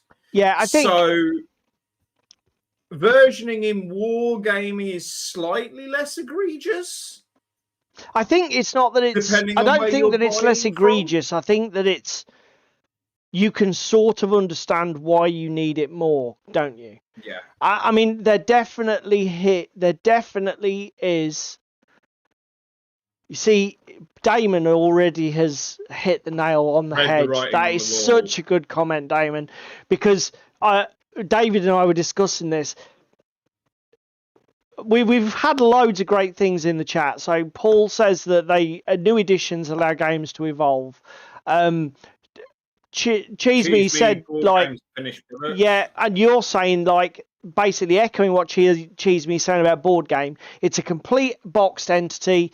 It has its time in the sun. You can always play it as what it is, but a board game is more organic. It has a separate miniature range. It has a separate terrain range. It has a separate supplement and rule books, and there could be all sorts of elements there.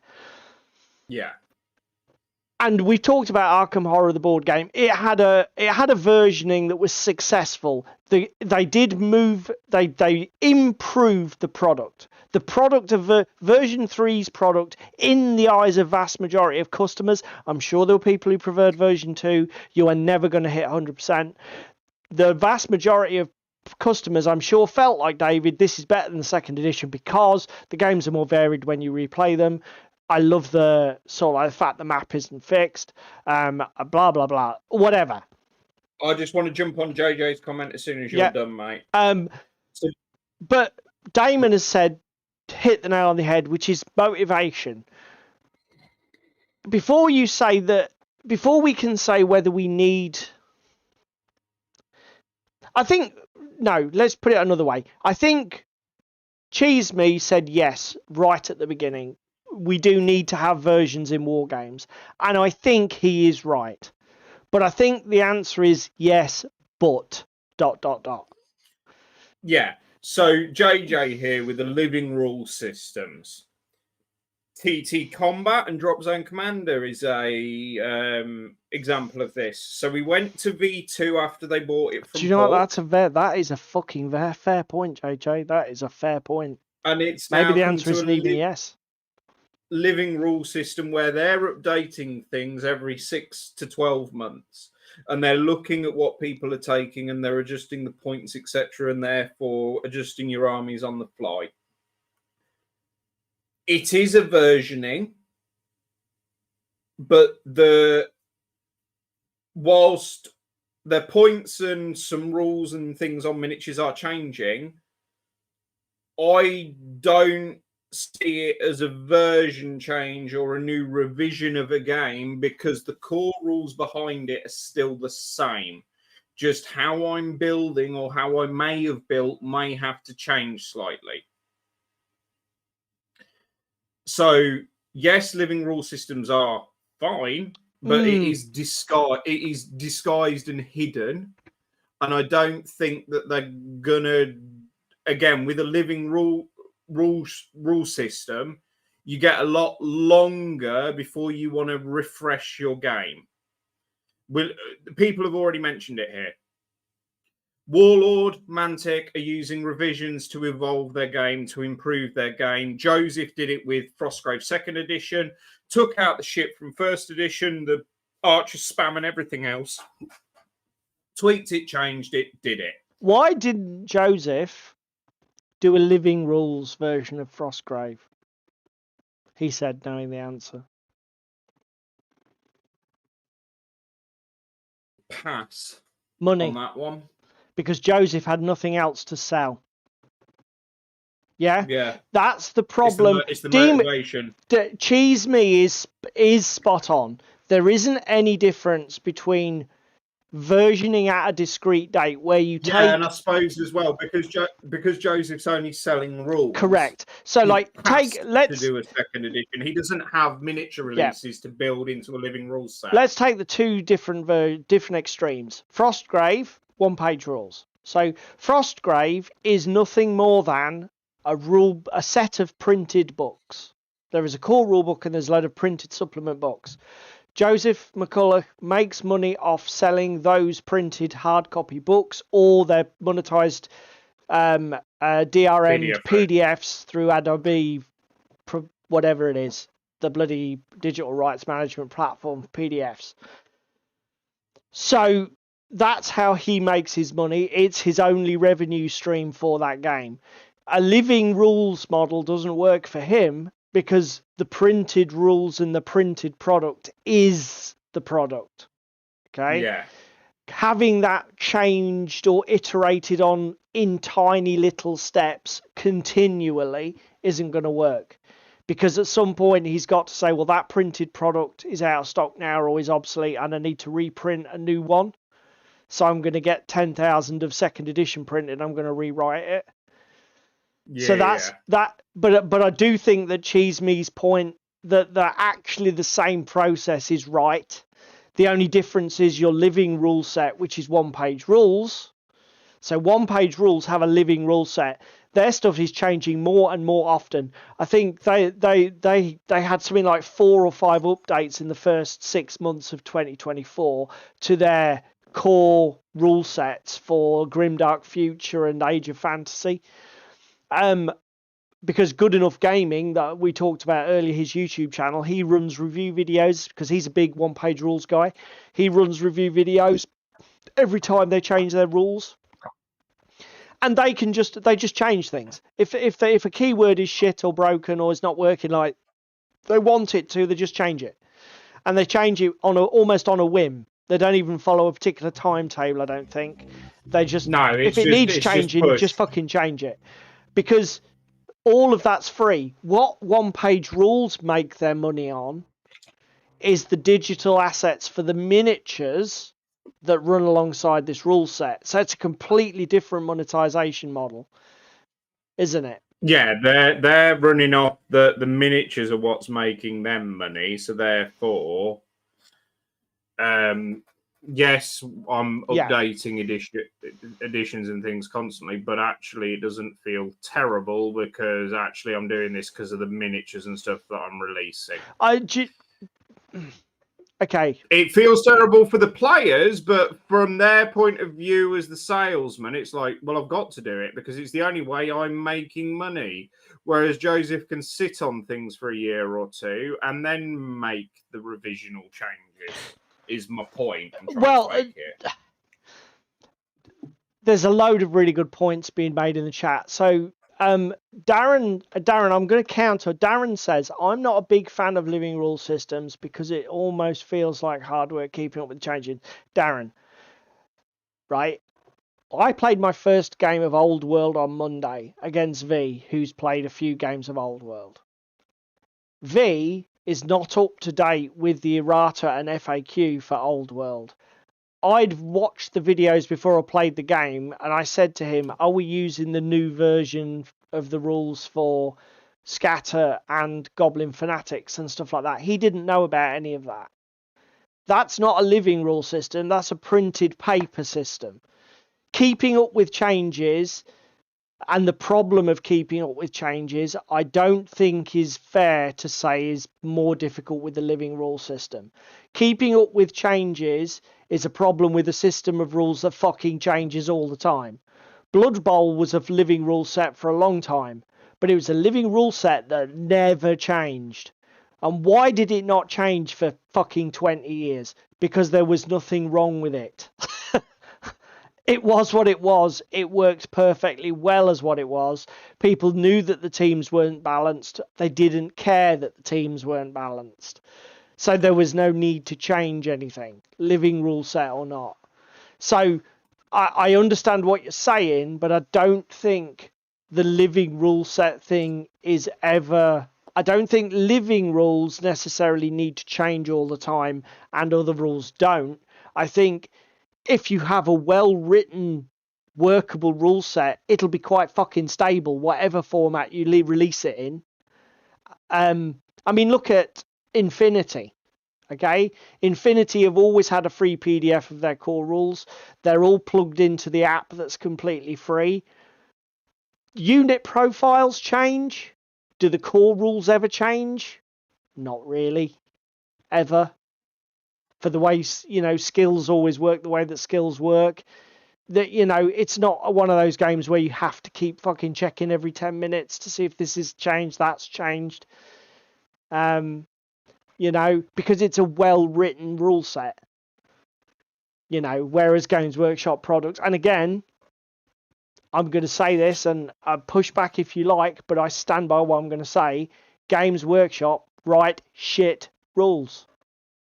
The days when the days when Games Workshop put any kind of quality or attention to detail or thought into their game design process rather than their miniature design and marketing process are gone. They're dead. They're over.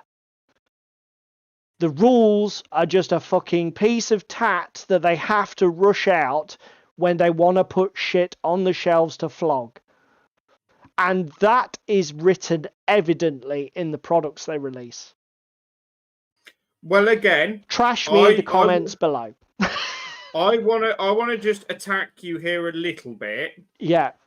By mentioning the new latest edition of Blood Bowl after obviously the re-release, and taking passing away from the agility value and putting it on its own thing. I will consider myself pushed back. On.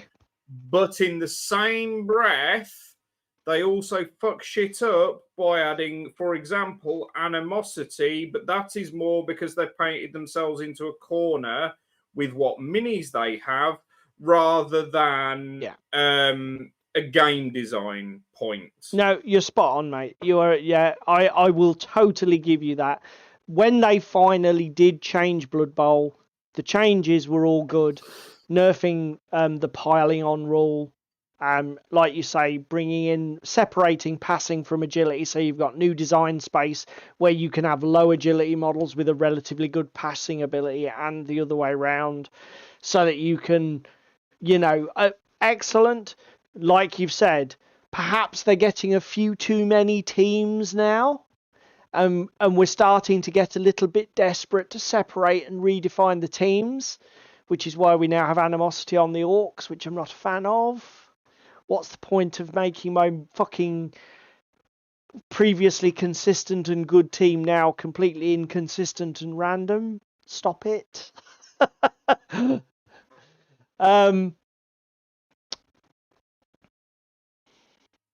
Yeah, and again, I think I can't remember. Somebody said it right back in the chat. It might have been Paul from Hands Grabber from Paul from Pandyman, saying that it generates. You've got to keep things fresh. And look, between Damon and Cheese Me, we've got the answer. I think that probably David and I were going to arrive at anyway, which is that yes, war games need to have edition changes, particularly if that game system. See, the issue is this, right? If you have a game system that doesn't change, so let's take Mordheim as an example in real life. Mordheim was released as a rule set. Mordheim had a ton of support and supplements. Mordheim has never been revised or had a new edition ever. It is still actively played as it was printed. It is massively modded and changed, and fans have written new army lists for it, written new scenarios and supplements for it, essentially because the company, and this is what's different from board games with miniatures war games. If you as a company put your game down and walk away from it, Blood Bowl did the same thing. There will be a group of people who love it and will just say, oh, okay, so you're not going to do anything with this. Well, we don't think armor does anything in more time, so we're going to start coming up with their own rules for how to do armor or change the costs, because why would you spend that much money on something that doesn't do anything? And do you know what I mean? They will then fix it, tweak it, change it, and a community will grow and do the job. Yeah. And that is fine.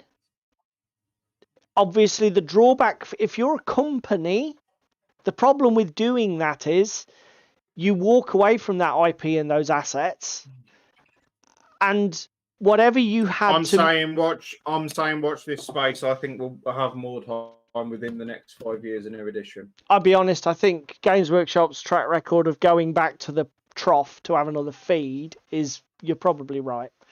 But what was I going to say? The problem from a company and a money point of view is you've spent money on those assets, you've developed them, you've designed them, you might have manufacturing capability for them, you might even have stock holding.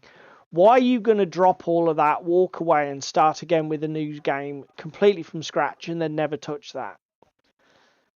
It's slightly different for board games because, as Cheese Me said at the beginning, they're self-contained. You know, I've got 20 pallets. As I get down to the last pallet, I'm like, okay, I can move on now. I will hard push back on that, though. Go on, then. Night, Cheese Me. Dungeon Saga Origins, we had a bitch and a moan about it on this stream a while back of second edition and the improvements. There wasn't any improvements, yeah, but boys and girls. So what? I mean, okay, yes, but this is the yes. And that's but. a board game. That's a board game. Yeah, that's a board game. I think it Just is more it's of a board game. It's still a board game. Yeah, I know. I think, but again, it comes back to the yes, but, doesn't it? As a general rule, I think if you're a company and you put all of that time and effort into developing a war game system, a model range, fucking supplements and campaign books and whatever you do, obviously as the huge accumulated mass of material you've got for your game gets to a point where you might want to start saying, we need to go back and look at that again. It doesn't work. That we need to change that. The rules, the game's too, I mean, again, the game's too slow now. We need to streamline things. We've got all these little sub mechanics and sub rules. So, one thing here that we're saying in chat, we're all for additions, we're all for changes. I get that, totally understand that. I also get the argument that we've already had this evening about living rule games and the balance of living rule games and how to make them work. Where do we draw the line on Trev, that's how the point. quickly we need a new edition? Okay, well... Because, again, we're sat here pushing back at Bolt Action third because we don't like what we're seeing teased. We might play it, we might enjoy it. But Bolt Action itself has been about for, 6, 7, 8 years without any changes? 2016, I think the second edition rulebook was printed. 8 years at this Yeah. point then, from V2 to Correct V3. me if I'm wrong in chat. But Warhammer, in the same period of time, has had 3 editions. Yeah, essentially every 3 years. 8th, 9th, and no, 4 editions. 7th, 8th, 9th, and we're now on 10th. Yeah, probably. Yeah.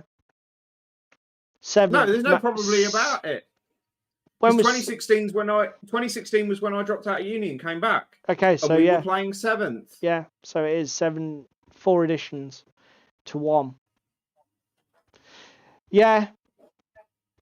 Because again, I don't mind GW holding their hands up and saying we change editions every 2 years because of the fact that we're money grabbing cunts and we want to keep everything fresh and we want to keep you bitching and moaning about it and making you buy shit every 2 years if you're in this for the long haul. This is what Damon was saying, though. Hats off to them. They're commercial. What annoys me is that they do an edition, and we're looking back 7th to 8th. The change from 7th to 8th, dropping everybody's index, and it was balanced and it was good because there were so many major changes. The second they started releasing codexes and following their usual release schedule of we'll creep this out first and that out, and the power creep. Yeah. They went back to business as usual far too quickly, didn't they, mate? Yeah. Which... We didn't even really get 6 months for certain factions, did we? No. With the 8th edition change. I think the shortest space was 3 months. Yeah, I was going to say some of the factions, their indexes, I think it was the Space Marines were the first. Their index entries were basically redundant before the ink was fucking dry. And then the power creep, like you say, the power creep started. The whole fucking wonky meta and one-sided gaming started. It becomes a nuclear arms race at that point. But again, I think we've got to be careful about giving the impression that those sort of things are an inevitable consequence of editions. They're not. They're always, those sort of things are always a consequence of mismanagement and piss poor design and planning. No, and this is what I'm saying here. I wouldn't feel bad for GW spicing things up every 2 years, releasing a new edition with new miniature rules in the block that is balanced for the releases that they're going to fire hose out over the next 2 years. So you get a new edition and it's got an entry in it for a Necron unit that you don't have at the moment, but you know it's coming at some point in the next 2 years. Yeah? Yeah. I don't feel bad about that. What I feel bad about is the constant mismanagement and power creep of, oh, well, we've released some new stuff for the Necron, so we now need to put a new codex out. And that codex is better than this codex, so we need to get the banhammer out and start kneecapping some things while we're at it and trimming back this overgrown bush because it's just everywhere. Yeah. And then, oh, well, that bush in the corner's looking a bit sickly. Give it some fertilizer and let it grow. And, oh, fuck, now it's unstoppable. Do you know what I mean? Yeah. And to be fair, all of those, I mean, I'll come back to Damon's point, which is fantastic. But all of those things, all of those things can be really well intentioned. It's what you said about your analogy about, oh, this thing's become a straggly bush and it's fucking everywhere. We need to reshape it and bring it back into some sort of form. I mean, maybe Warlord finally feel like that about Bolt Action with all of the supplement books where they've got all these little edge case armies like fucking the early war Chinese or even the pre-World War II Chinese army lists and the bloody, Norwegians and the Belgians and... Yeah. Maybe they think, oh, it's all getting a little bit straggly and out of control. We need to sort of bring everything back in. And it's fine. Do you know what? It's been nearly a decade. Fair play to you guys. But Damon says, like 40k had 4 editions to Bolt Actions 1. How much has 40k evolved, Damon says, over these 4 editions? Well, Gone from I've armor already left. facings I don't play 40k anymore, and I've left it. But the news on the street and on the internet is actually people are quite enjoying 10th edition. It is actually the most balanced probably the game's ever been in terms of the factions. I still think you can build unbalanced lists within a faction because I don't think the miniatures are particularly well costed within. But if you want to build a powerful list for each of the factions, I think there is a way to do it. But the other three before 10th were just boom and bust, weren't they, mate? It's like, well, again, you have a big reset, it's all fine, the biggest change, then it falls apart. change we've had, realistically, between 7th and now, is gun facings on tanks being full 360, even if they're not turreted. Yeah. And the removal of armor, and arguing about armor. Yeah. It's just a to hit roll and a to wound roll because it's gone back to strength and toughness. That's the biggest change. But see my note in that statement there of we've gone back to strength and toughness.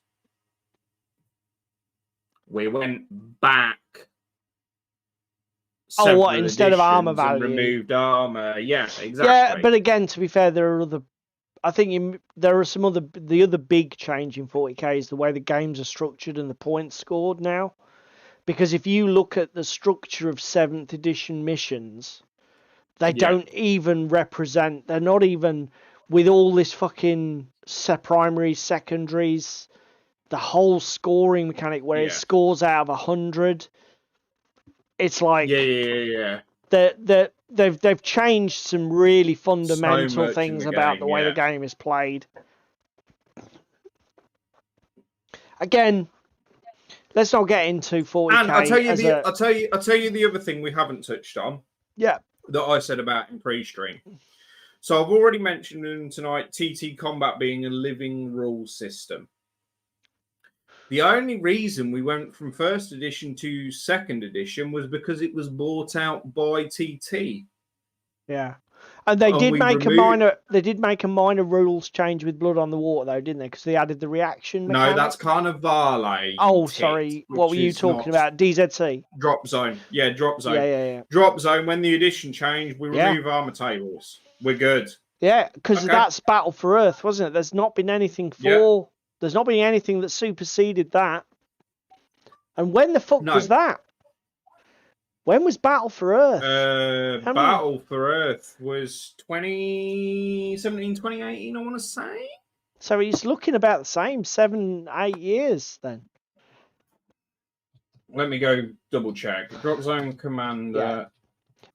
Like Damon said earlier, in a way, motivation is key. The problem is, if you're Drop Zone Commander released Q4 2017. Yeah, so well done. Yeah, so 7 years. If your motivation is to bring your, rationalize your product lines, bring various rule supplements and modified rules that you've sort of lost control of over the intervening 7 or 8 years, and you want to consolidate everything into a tighter, better gaming experience that allows your players to keep using the assets that they've invested hundreds of hours and maybe thousands of pounds of real money into. If that's your motivation, then good on you. And I wish you every success. Nice. If your motivation is sales are flagging and you need the boost of sales that you always get from launching a new edition to make a ton of stuff redundant. Because the thing is, whenever you do this... Can I just wander in a second? Go on then. Can I just wander into the middle of this conversation? We've got 5 minutes.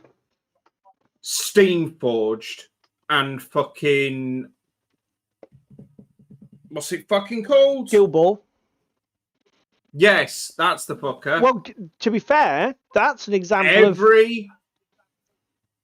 every edition change in Guild Ball was done to combat and balance Yeah. the meta and the Yeah, players. yeah, yeah. And it got to the point that Guild Ball got pissed off with you all and went, no, But you're not playing with this toy anymore. But I'll be honest, I blame Steam Forged, right?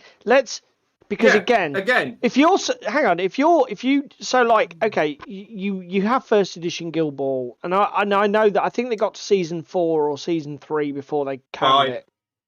Season 5 was the Season last season 5 before was it it? got canned. Before it got canned. When your season changes are just balance issues, and you're not really doing anything with the game other than to just fucking try and keep a rein on it, don't do season 4. You know, when you've done a balance issue, you do season 1 to 2. Actually, this links back in with X-Wing and Legion, doesn't it? Of now it's been canned, everyone's turned around and said, well, why did you fucking bother? You should have just left it. But to be honest with you, the other way to look at it is maybe at least AMG was smart enough to realise second edition's got issues. People are moaning about this, that, and the other. Let's try some changes with edition 2.5, the informal half edition change. Yeah. And then everybody went, yeah, you've tried, but this is shit. And we don't like it. Instead of AMG going, oh, that's all right, we'll have another go. We'll do edition 2.8, the half edition, and we'll try and fit. They've just said, do you know what? It's done. Have fun with it. There it all is. We're going to go over and do this. There is an element that you've got to respect that. They know when to put it down. They knew when to quit, and not just keep. And again, we've touched before on it in other streams. GW are never going to kill their golden cow. It brings them too much money regularly. Yeah. They are never going to murder 40k. They are never going to murder AOS. They murdered Rank and Flank, and now they've brought that back. Yeah, but again, you say never. I was watching a video the other day by a couple of Canadian guys who run a game store in the Toronto area, I think it is, and they've started making their own YouTube content, Lords of War and Hobbies. Yeah. And they were saying that AOS 4.0 has been an absolute shitstorm of an edition in terms of sales. You know, they're saying as store owners, if you were to ask us, nobody's been fucking interested. Whether it's because they got burnt by Dominion and the fact that it was still around now and you can buy it for like pennies in the pound. Whether the game is actually so far up its own arse nobody can be arsed with it anymore, or whether it's nobody wants to play something that's basically just 40k but with fantasy skins on. But they were saying basically, so you say that they'll never kill Age of Sigmar. I'll tell you one thing Games Workshop definitely will do. As soon as it's not pulling its weight in terms of pounds, shillings and pence on the annual profit return, they will kill it. And they'll kill it without mercy and without compassion. Because for them, all that matters is the money. Because they're publicly funded and you can't criticise them for that. That is what happens when you have a publicly funded firm. All that matters is money. The community doesn't matter. The fan base doesn't matter. The enthusiasm of the people who buy your products don't matter. All that matters is that they buy the fucking things. It doesn't matter if they buy them enthusiastically or whatever, as long as they buy them. They can buy them through gritted teeth. They could buy them because they're thinking, these are horseshit, but I know they're going to double in value in the next 5 years, so I'm going to buy them and put them on fucking shelves in shrink wrap. Games Workshop. Yeah? Yeah.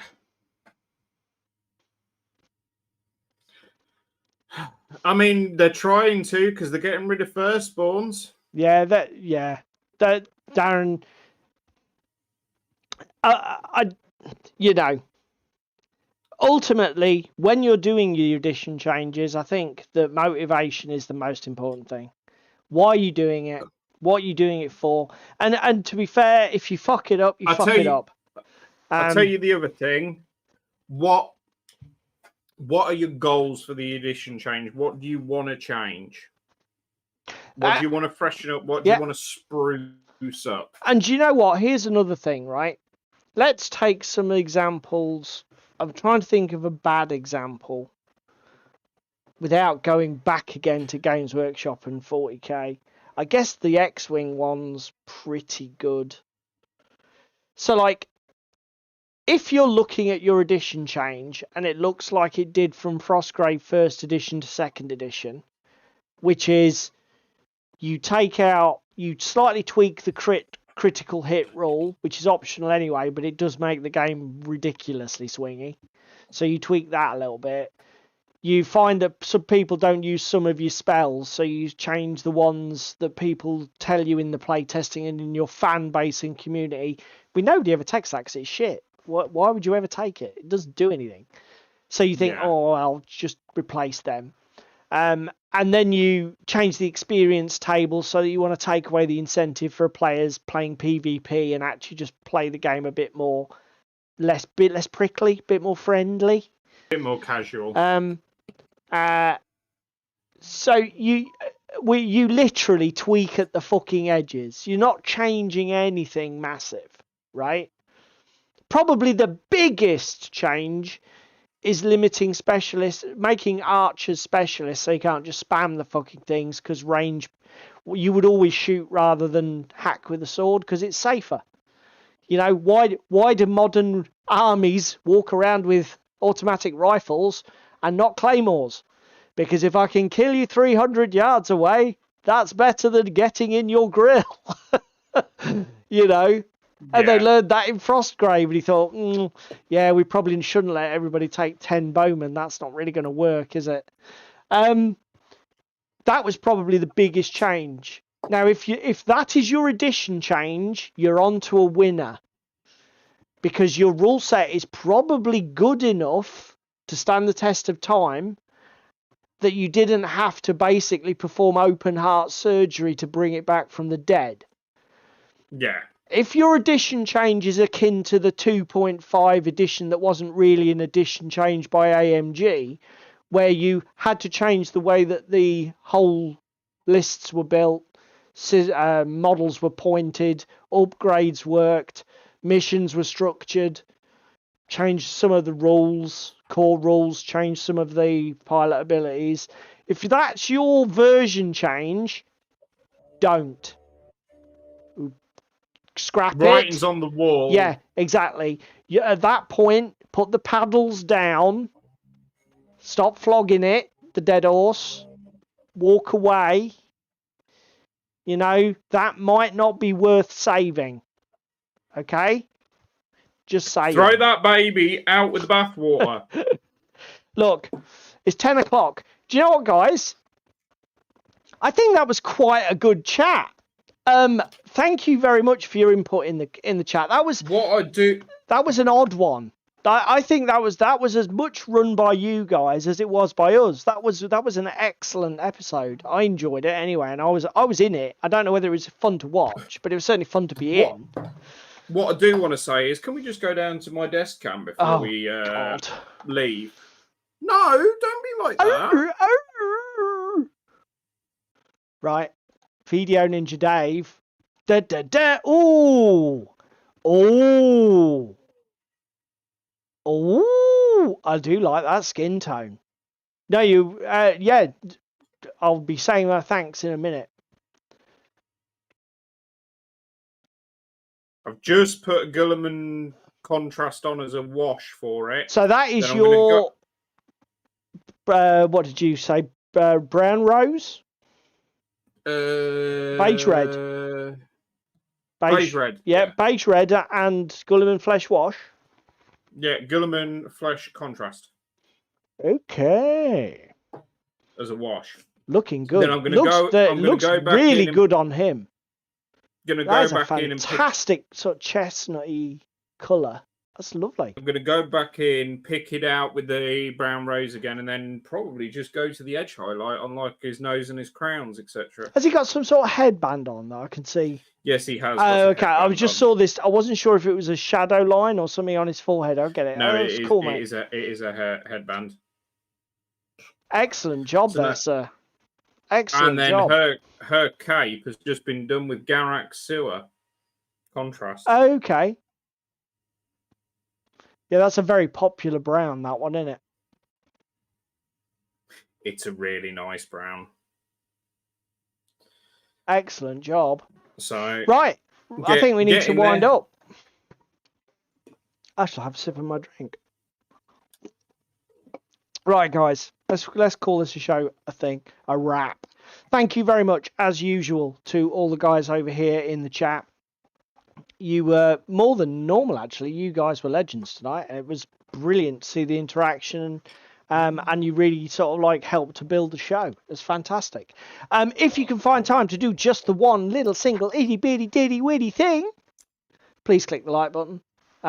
It does help sharing us with the YouTube algorithm, and it's literally just a click of that button.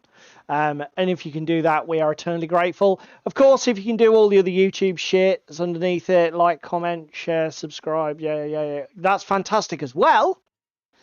But the like is all that we ask for and all that we really want in life. Okay, we are going to call it there. I'm going to go and take some of my layers off because I currently have my modelling painting pinny, a tank top, and a shirt, and it's about 47 degrees centigrade in this room. So I'm going to just go and collapse over there. Are you cooking, sir? And try and undress before I actually literally overheat and expire. So we will see you all next week. See you later. Bye, guys.